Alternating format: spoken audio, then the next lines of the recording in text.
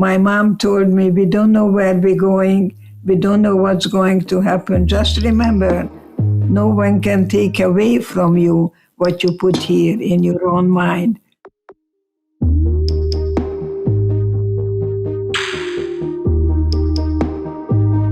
I have so much stuff I wanted to ask you, but given that we're already talking about that, one of my favorite parts in the choice, you talk about your son who was born with some disabilities, but you have this conversation with you and the doctor where he tells you that your son is going to be whatever you make him into being, and that if you push him too hard, it's a problem, but if you don't push him enough, it's a problem. Oh, I'm so brilliantly. Oh, you are so brilliant. I love you. I love you. You're adopted. You're adopted. So I'm curious then, given what you experienced, how did that shape your parenting strategies? I imagine you would have two impulses. One, you would want to hold them close and never let them feel even the slightest bit of pain. And on the other, it might make you, I don't want to say insensitive, but it could be hard to calibrate what's normal and healthy, given, what you witnessed and what you experienced. How did you think about that? Well, all I can tell you that this is a country of second opinion. And I was told in Texas that my son may never make it to high school, and I better look for a school for retarded. We don't use that word anymore. Mm-hmm. And that's when I asked, where do I get a second opinion? So I arrived in Baltimore at Johns Hopkins, and then Dr. Clark, beautiful neurologist, told me, give me your son for a week. And that's what I did, and came back a week later, and he sat me down and he said, your son is not retarded. He's got the bedroom eyes, he's got clumsiness and everything that comes with it, but he's going to be what you make of him. And that's when I began to shake. Me? And he says he's going to need speech therapy, occupational therapy, this, and the other. And how do I pay you? He says, give me $10. This is in 1916. I dropped out of school, and my son John graduated as a top 10 student, not 10%, top 10 student from the University of Texas. If you go to the University of Texas, my name, John Eger, is there. So he's beautiful. My hero. He is my hero. He was born in 1956. He also picked up an illness called sarcoidosis when he was with his father revisiting Czechoslovakia. And that's where my grandfather's from.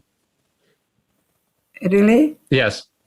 From Košice, Kasha? I don't know exactly. He wasn't Jewish, but he ended up in a displaced persons camp all the same, and he immigrated here and met my grandmother.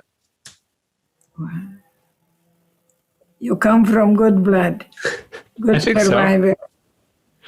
Do you eat the food called trapanka, called halushki? I remember eating a lot of sausage. We ate a lot of sausage.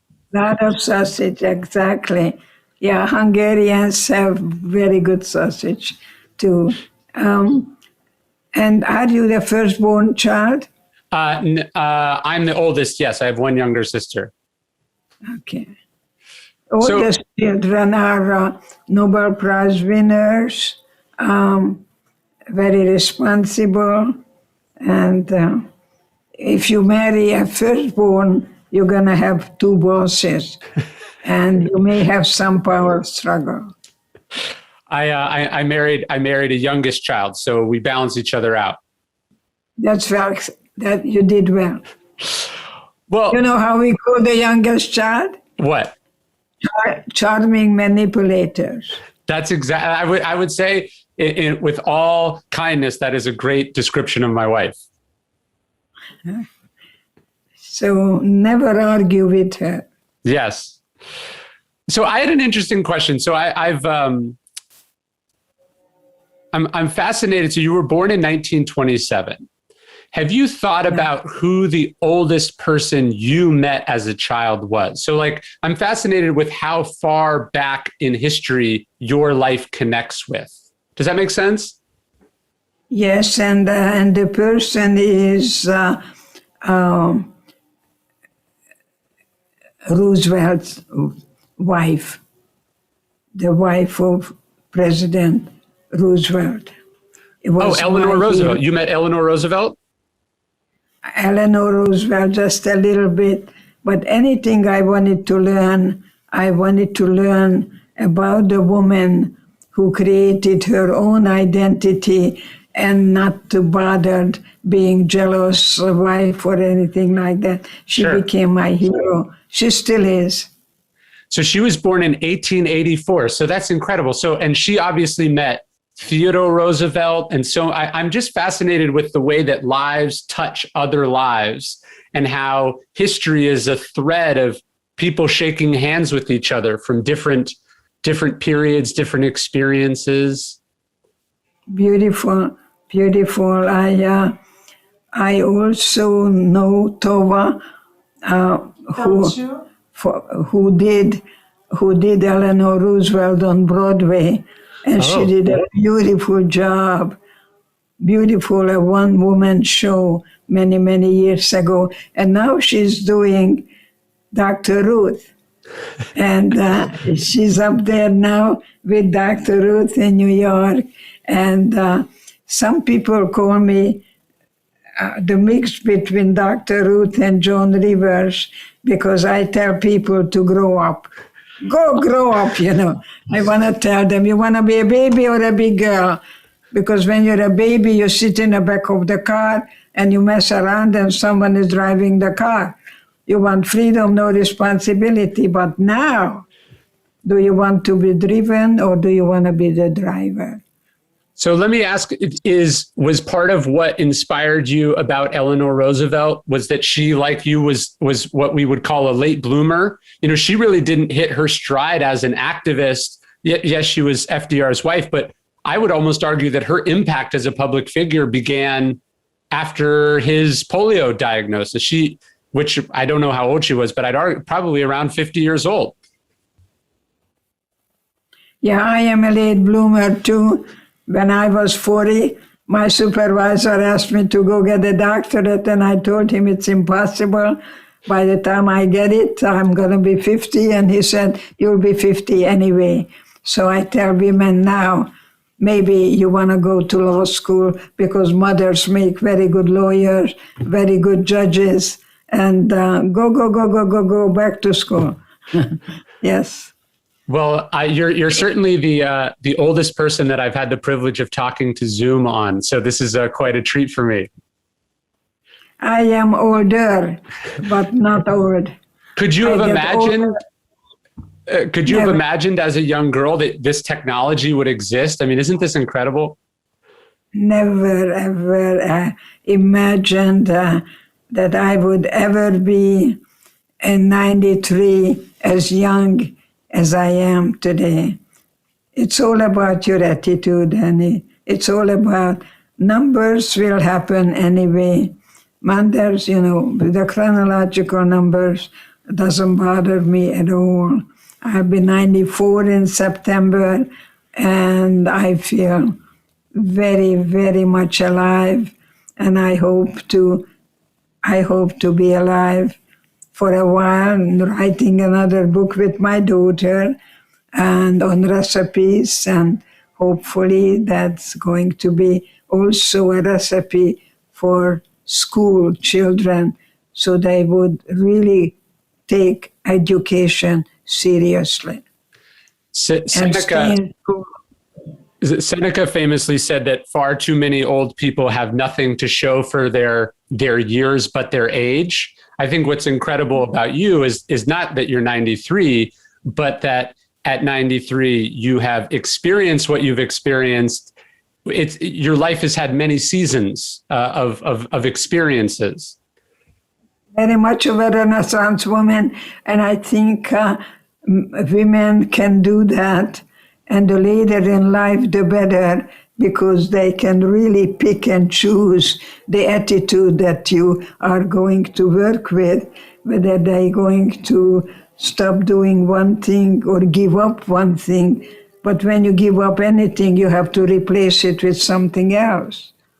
So you have to really check out your priorities in life and think about your thinking, because what you think, you create. That idea of thinking about your thinking, that's sort of the core of Stoic philosophy, which I talk about. It's also the core of Buddhism, but it also strikes me that what you talk about in the choice is really thinking about what you're thinking, that even something as terrible as Auschwitz, you have the ability to determine what you think about it. You might be powerless in that you're there, but you can decide what it means to you. It is very important for me to tell you that I found love and God in Auschwitz, because I was able to look at the guards, that they were more in prison than I was, that they were brainwashed. They were brainwashed to look at me and calling me. They're calling me cancer to society. And I was told in Auschwitz, I'm never going to get out of here alive. And I was able to turn hate to pity and feeling sorry for the guards, that they would have a conscience and they would have to pay for what they're doing now, putting children into the oven without even gassing them. If you're like me, you grew up eating the sugariest, most unhealthy cereal you could possibly imagine. You can't even wrap your head around how your parents allowed you to do this. And now that you're older, you want to eat healthier, you want your kids to eat healthy, but you still love the delicious taste of cereal. That's what I love about Magic Spoon. It's high protein, keto friendly, gluten free, grain free, soy free, wheat free, totally delicious. I just absolutely love it. 13 grams of protein, only 5 net carbs, 0 grams of sugar. It's just the best cereal. I don't eat cereal in the morning most times, but I do have it for dessert a lot of days. It's just absolutely great. We picked these wild blackberries on our farm. I ate that in there, but check it out. I think there's free shipping with your order. You can use code RyanHoliday. Thanks to Magic Spoon for sponsoring this video and this podcast. Seriously, it's legit delicious. But that doesn't come naturally, right? You have to really work to get yourself there, or is that how your disposition just is? I think I wanted to live so badly. And I was in love. I was in love, you see. And he told me I have beautiful eyes and I have beautiful hands. So, in the cattle car, my mom told me, and I quote that all the time when I go to school, my mom told me, we don't know where we're going. We don't know what's going to happen. Just remember, no one can take away from you what you put here in your own mind. So that's why I tell young children to please stay in school, even though, God gave us temptation. I'm really tempted to eat up the whole Hungarian chocolate cake, but I have to learn to be a good mommy to me, because dependency breeds depression.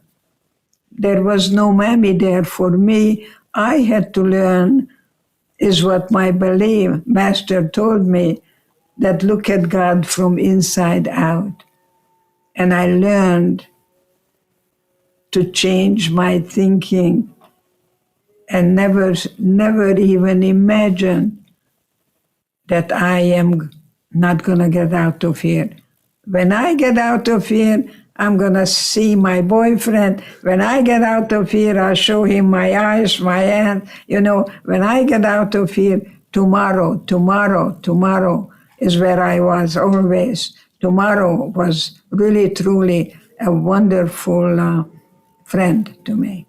Are you familiar with James Stockdale, the prisoner of war in Vietnam at all?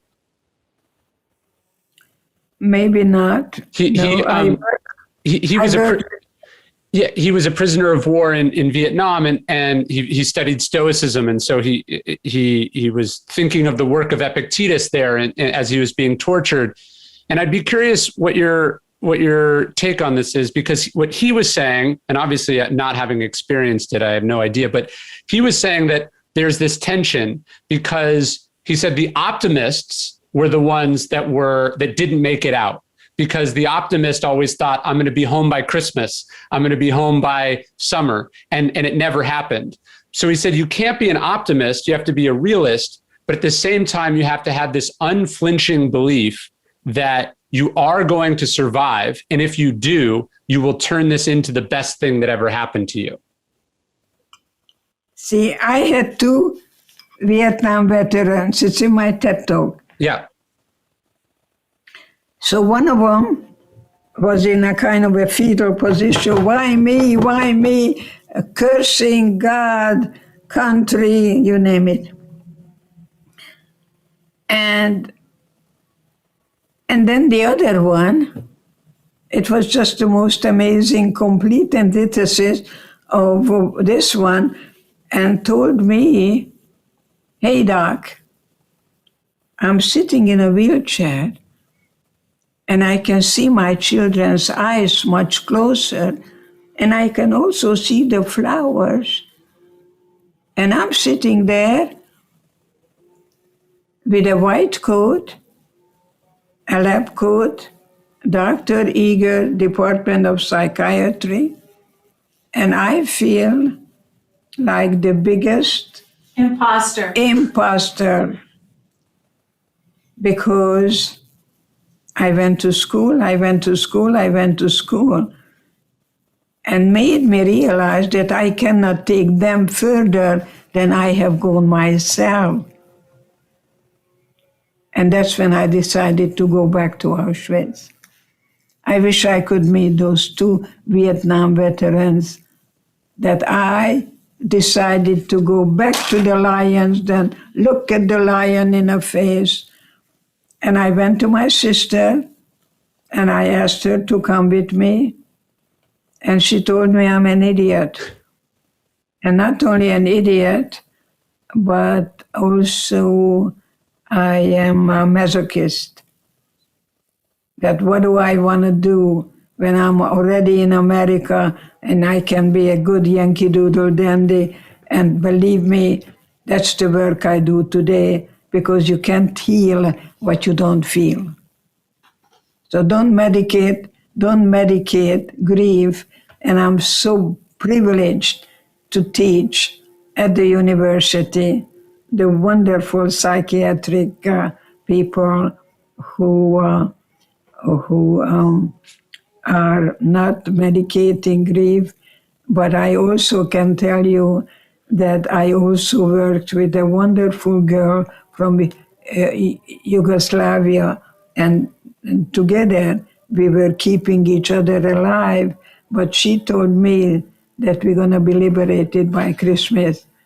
And Christmas came, and she died the next day. That kind of rigid thinking, all or nothing, didn't work at all. But I knew who was going to die. I had this ability to look at the eyes, to look at the face of people who just gradually gave up. Or they even touched the barbed wire and they got electrocuted. Or they touched the guard and they were shot. You know, they took my blood. And one time they asked me about getting my arm so they can take my blood. And I asked, why are you taking my blood? And he said, to aid the German soldiers. I spoke German fluently. And to aid the Germans so we can win the war and take over the world, especially America. So I couldn't yank my arm away, but you know what? I said to myself, you are the stupidest, because I was a ballerina, and so I never allowed them to get to me. When people say, you make me angry, nobody makes me angry. People have as much anger or whatever, any feelings. I do not allow people to ever murder my spirit. My wife says that. She says, I've said, you're frustrating me. And she said, I can't make you frustrated. That's all on you. Yeah, I have an anxiety, and no, you don't. You're thinking anxiously, and yet, yes, Epictetus was certainly right. That is not what's happening, it's what you do with it. Yeah, Marcus Aurelius in Meditations, he writes, he said, today I escaped anxiety. And he says, no, I discarded it because it was inside me. I let it go. And I think that's a beautiful way to say it. That's what I say, that revenge gives you very temporary satisfaction, but forgiveness is the freedom, is the gift that I choose to give to myself. And I think that is a big, big difference, that I am not a victim. I was not at all ever adhere to be a victim. I was victimized. It's not who I am. It's not my identity. It's what was done to me. And I think there is a big difference. I refuse to be a victim. It's not who I am. It's not my identity. Well, let me ask you about the forgiveness thing, because this is something I'm struggling with. Obviously, it's not at the scale of what happened in the middle of the 20th century, but I was talking to a friend about this. It's been hard for me, in America, COVID-19, this horrendous pandemic, in one sense, it was unpreventable. And then another sense, the immense proportion of the tragedy was preventable, because human beings, people we all know, decline to take it seriously, decline to think about their obligations to each other. I'm having a little bit of trouble going back to life and being able to forget, that certain people couldn't wear a mask, or certain people didn't want to follow protocols, or certain people said, I'm young, this doesn't affect me. This is, it's only old people that are dying. How do you forgive and forget the immense callousness and selfishness that human beings are capable of? No, I never forget what happened, but I'd like you to maybe pick up a book that you may have it in your place by Max Weber.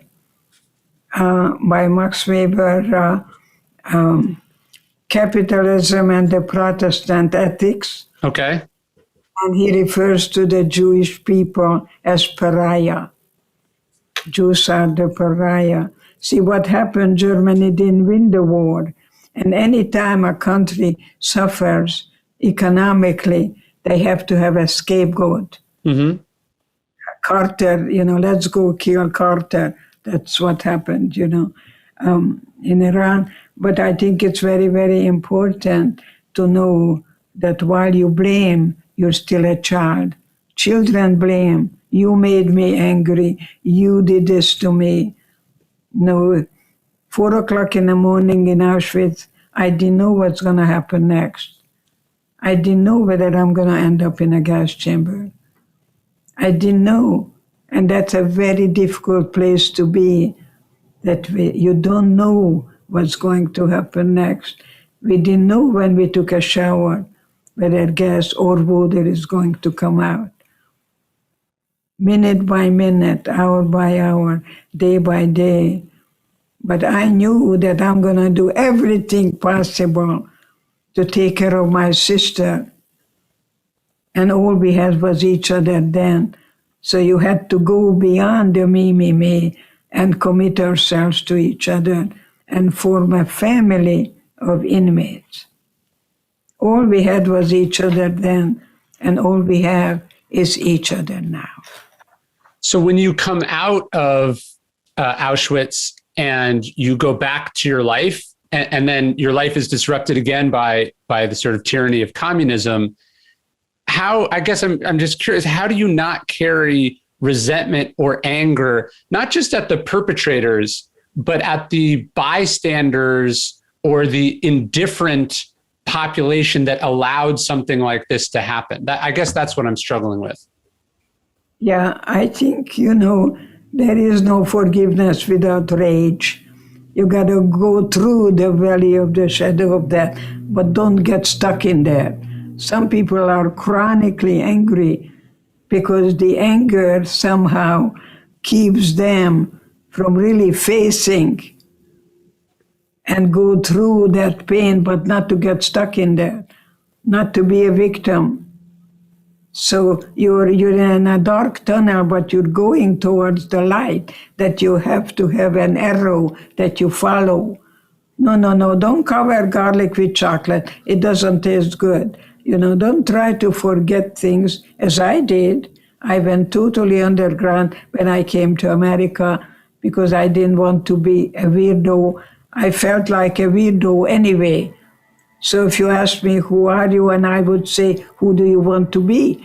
I think I became a very successful schizophrenic. And you tell a story about meeting one of the guards right afterwards and the feeling of love that you experienced when you held their hands. That struck me as almost superhuman. That was actually Corrie ten Boom, who met the guy who was responsible for her sister's death. And that's where I learned about forgiveness. From Corrie ten Boom. She's my hero. The Hiding Place, you may have her book there. And I think that it's very, very important not to run from the past or forget it or fight it, but recognize no matter what happened, I made it. I was very suicidal after I was liberated. I was lying in a cast. I could hardly breathe. And I realized the parents are not coming back. My boyfriend was killed a day before liberation. It's important to be realistic rather than idealistic, because when the idealist doesn't get what they're looking for, they can become very sarcastic, very cynical. The Hungarians can be very cynical, very sarcastic. I like philosophical humor, not sarcasm or cynicism. Yeah, General Mattis says that cynicism is cowardice, which I think is a beautiful way of expressing it. It's a mechanism to hide from life. Yeah, that's well said. Very well said. So you read a lot of books, the books that you carry. Yes. That's beautiful. That's lovely. That's yes. lovely. You really are maybe wondering, well, what is my truth? Well, my grandmother gave me a copy of Viktor Frankl's A Man's Search for Meaning as a young man. And that book opened my eyes as it did for you. And I'm just curious about what your experiences with him were like. My experience with him was wonderful. When I met him, he told me to meet him in San Diego at the International University. And this was the time when I was studying myself philosophies. And then my daughter was with me. And as he spoke with the philosophers, I said to my daughter, it's funny, he's not mentioning Kierkegaard. Not that I gave a damn about Kierkegaard, but you know what happened afterwards? I thought I had a pope with me, but the Pope was insecure. He wanted to know whether he made any mistake. And I said, no, it was lovely. And my daughter said, remember, Mom, you said that I wanted to kill my daughter.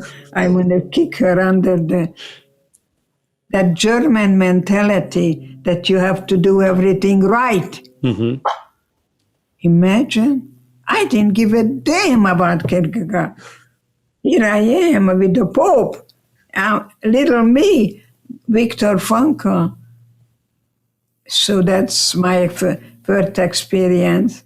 And I am in one or two books too, that I became truly a very, very ambitious logotherapist. I am a diplomate in logotherapy, and I did a keynote address on his 90th birthday. And I can tell you that Viktor Frankl has a great deal to do with where I am today, with me and my voice, that he guided me to go back to that lion's den and look at the lion in the face and reclaim my innocence. So when I went back and I was ready to come out, I saw a man with a uniform. And for a moment I thought, I'm in a camp with a Nazi.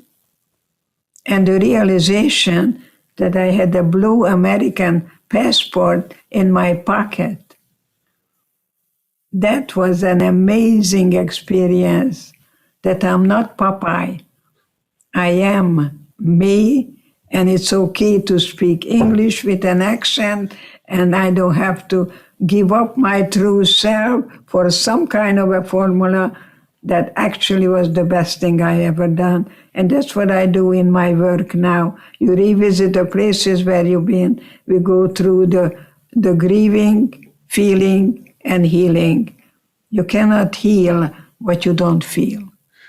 Crying is very good. How does that work? Because today it seems like there's a lot of focus on, trigger warnings and safe spaces and trying to protect people from pain. I'm not discounting their trauma, but it seems to be that our response is, if you have trauma, there's something wrong with you, and now we have to be very sensitive or you will break. That seems the opposite of what you and Dr. Frankl were talking about. Yes, I think that I will tell you, the more you suffer, the stronger you become, because it's much easier to die than to live. And I was very suicidal after I was liberated. Not while I was there, but when I realized my parents are not coming back, the reality hit me. And I know that some voice was talking to me and told me that if I die, I will never find out what happens. And it's better to be for something than against something. And that's how I joined the healing arts profession. Healing is different from curing. So the doctors and I work together, and they do the curing and realize that some people need medication because they have something too much of or too little of. And it's very important to have a very good physical, to have a good testing of everything from top to toe, because talking therapy is not enough many times. I think that the thing that struck me most about Man's Search for Meaning was he has this paragraph in the book where he says, we ask, what is the meaning of life? And he says, that's wrong. Life is asking us what meaning we are going to create with our actions. Yes. And not only that, but I think that it's not that you can buy, it's a discovery. And I like to call Auschwitz as an opportunity to discover the part in you that no Nazi could touch, my spirit. They could throw me in a gas chamber any minute. I had no control over the external, but they could never touch the spirit that I bring you. That somehow I found hope in hopelessness, and there is a gift in the COVID. Don't go back. Have a new beginning. Have Yep. a re- People say they want things to go back to normal, and normal is what caused this. It shouldn't go back to normal. That would be a rejection of the meaning of the suffering that all these people experienced, ourselves included. No normal. No, there is no such thing. Don't go back. Have a new beginning. And especially if you are in a marriage, you may be able to tell your husband that you would like to go back to school, because when I told my husband I want to go back to school and get a doctorate, he said, I don't want to be introduced as Mr. and Doctor. You see, but I didn't listen to my husband. You got to risk. You got to risk, and it's okay. It's okay because I'm not a people pleaser anymore. There is something in me, and that's what happened. When we fled to Vienna, and we were going to join the train to go to Israel, where we put everything there, clothes for my daughter for 5 years and everything. And I had a friend in Israel who told me not to come to Israel now because they are in a desert. And if I had the opportunity to go to America, and that's what I told my husband. And he went out to the train station, they called his name, and he came back. And that's how I came to America in 1949 and let everything go. And we came totally penniless.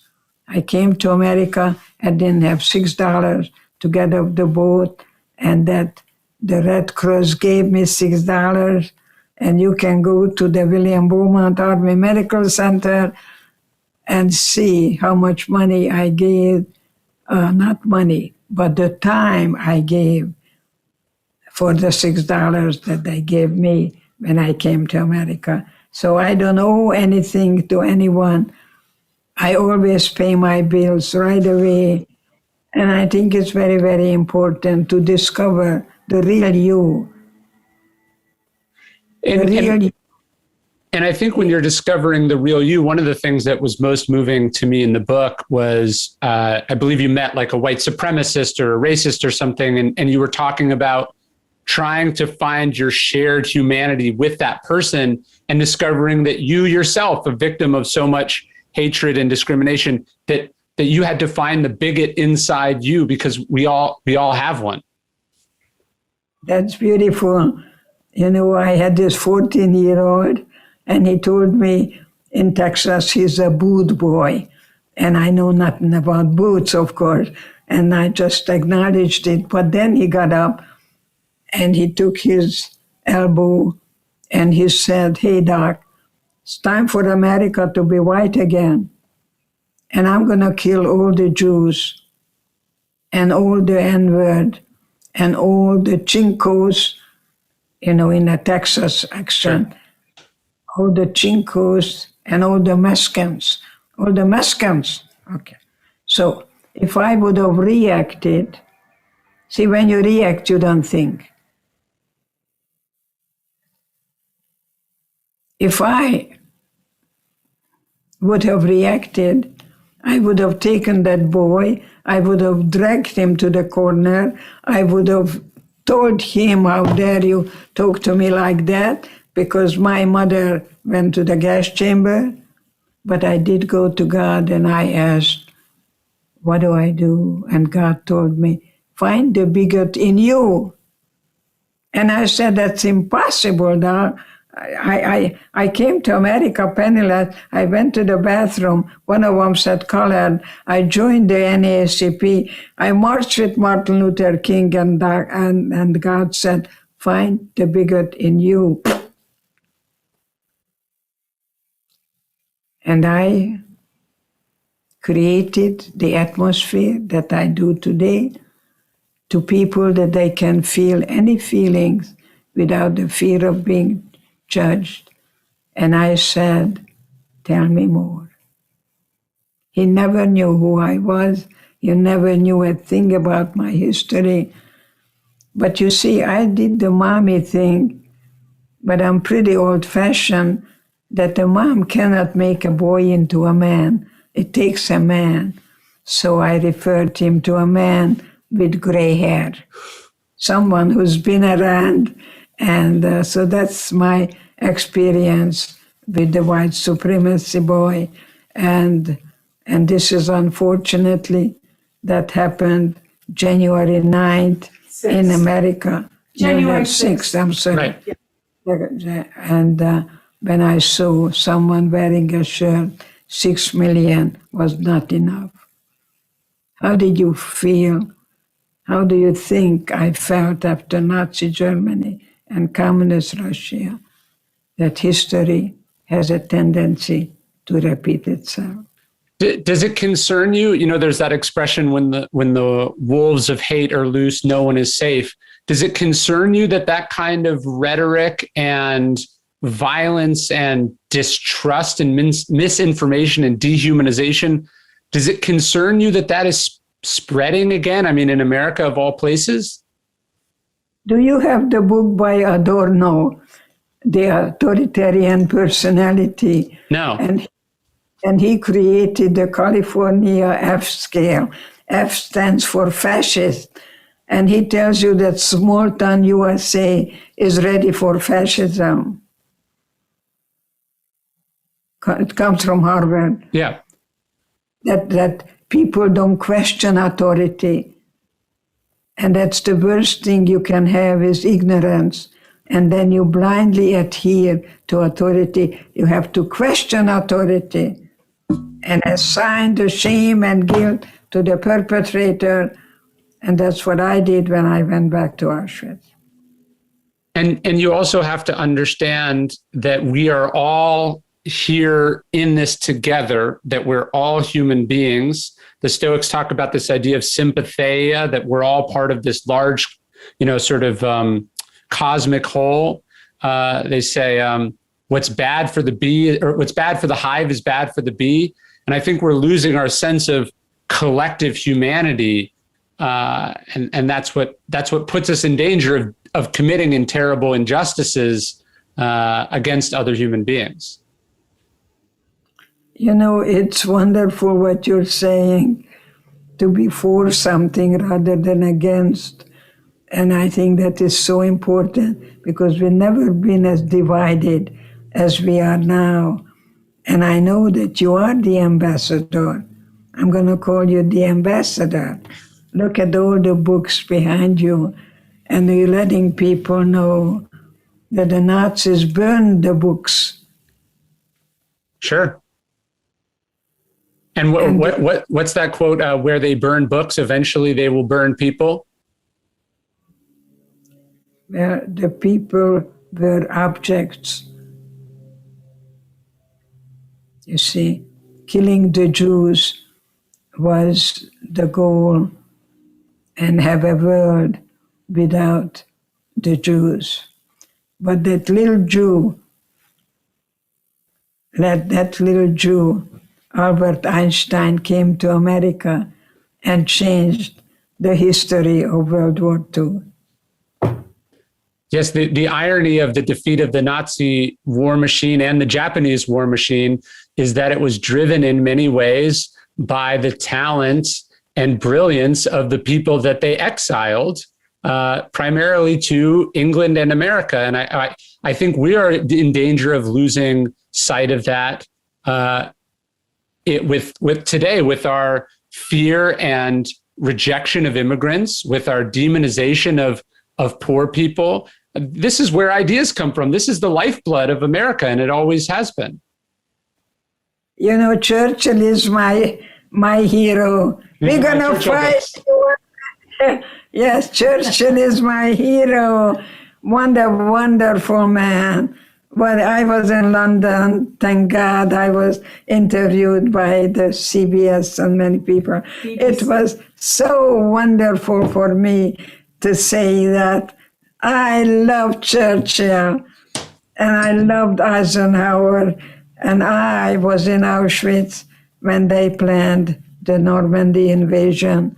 Without the Normandy invasion, I wouldn't be here with you. A mother of 3, a grandmother of 5, and 7 great-grandsons. And one of them are just 1-year-old twin. Wow. That's beautiful. Isn't that? It is.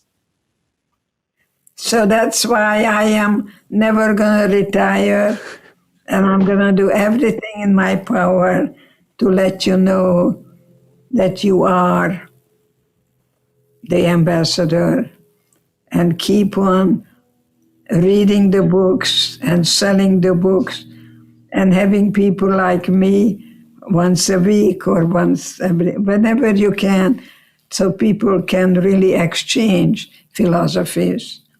Well, I'm truly honored, and this is a rare treat for me. I think something I've been thinking about. You know, people are so ambitious, right? They want to be famous, they want to be rich, they want to be powerful, but really, the as successful as your books are, nothing will match the multi-generational impact that you just talked about. That you had children who had grandchildren and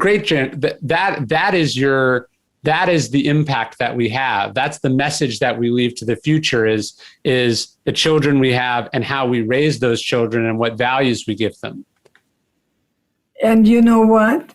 My books are on the living room table of my great-grandsons. Wow. So please keep having the books out and let people know that the books were unfortunately gotten rid of during the Nazis, and you're here to let them know what happens when good people do very, very bad things. And Auschwitz was something that is not comparable to anything, because never in the history of mankind such a scientific and systematic annihilation of people existed. I watched the other day the Nuremberg trial. Oh, it was so brilliantly done. It's incredible to think that how little these things can start, right? And I think that is the other message from the Second World War, that this horrible tragedy, although it has sort of systemic roots, that it's really springs from almost the single-handed hatred and insanity of a single individual, that one person can put all of those events in motion. And I heard a great quip at the beginning of the pandemic, before we were quite sure of the origins. They said, if you don't believe an individual can change the world, talk to the person who ate a bat. Right? When we thought that a bat had spread coronavirus to all these people, Hitler is proof that a horrible individual can change humanity for the worse. But Churchill and de Gaulle are proof that an individual can redeem history, can change history for the better. And I think that's the choice, right? Are you going to be a hero or a villain? And that's the one thing that we decide. No one gets to choose that for us. We decide. I was told that there was a Jewish guy in Czechoslovakia, and he didn't have any money to go to Vienna to take a test to become an artist and go to school. So he walked to Vienna and he begged them to take the test, and they allowed him. And next to him was Hitler. He had a different name. Mm-hmm. And Hitler flunked, and he made it. And he had tremendous guilt that if he would have flunked, then we wouldn't have the Hitler who became a Hitler. And he had tremendous guilt, survivor's guilt, that Hitler really wanted to be an artist. He was a beaten child. And if you want to read any books, you read the Swiss psychiatrist, No, Swiss? the woman. No. Alice Miller. And she is amazing. And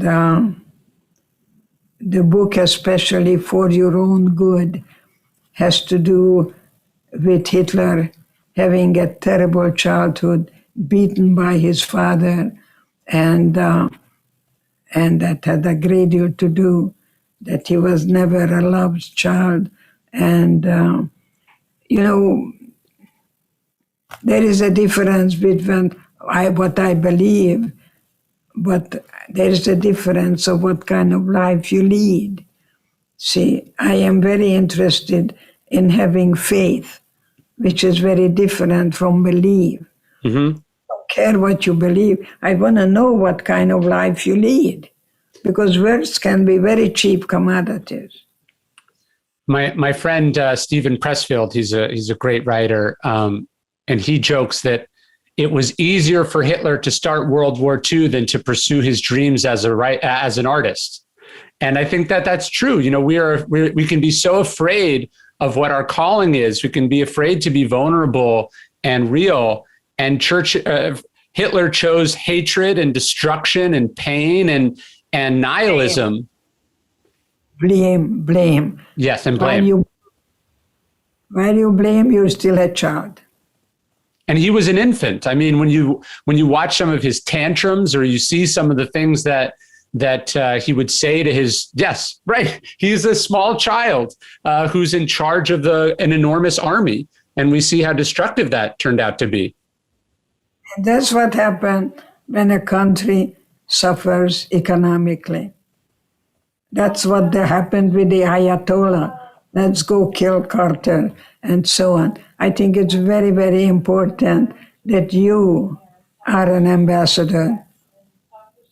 Well, thank you. This is a complete honor and a treat, and I am glad that you are here to still talk to us. This is an incredible journey that you've been on, and I respect all your contributions and your message. It made a huge difference in my life, and I know it's made a huge difference in the lives of so many people. So it must have been a very dark time there in Auschwitz, but the light for all of us is that you persevered, because now we get to bask in that light. So don't call me shrink, call me stretch. And today I help people to stretch your comfort zone, because in your heart, make your heart bigger. Yes. You help people stretch to make their hearts bigger. That's it. And I have my cherished wound, and you have your cherished wound. And don't try to run from the past. Face it, recognizing that life is difficult, life is not easy. You can make it easier, but it's not easy. So if you don't change, you don't grow. There is a Latin saying, I studied Latin, tempora mutantur, times are changing, et nos mutamur in illis. Times are changing, and we are changing with the times. Don't go back. Use this time out to regroup, to redecide that there is no going back, there is a new beginning. So I hope today is people's time out to really take inventory, because many times people in midlife say, I have a midlife crisis. No, you don't. There is no crisis. There is a transition. It's a new beginning. It's a fresh start. It's a fresh start, and there is no problem. There is a challenge. So you have a challenge and a transition, not a crisis. I have tattooed on my arm, the obstacle is the way. Show me again. The obstacle is the way. Is the way, and it's going to be your way. You're unique. You're one of a kind. Diamond. This was my first book about philosophy. The obstacle is the way.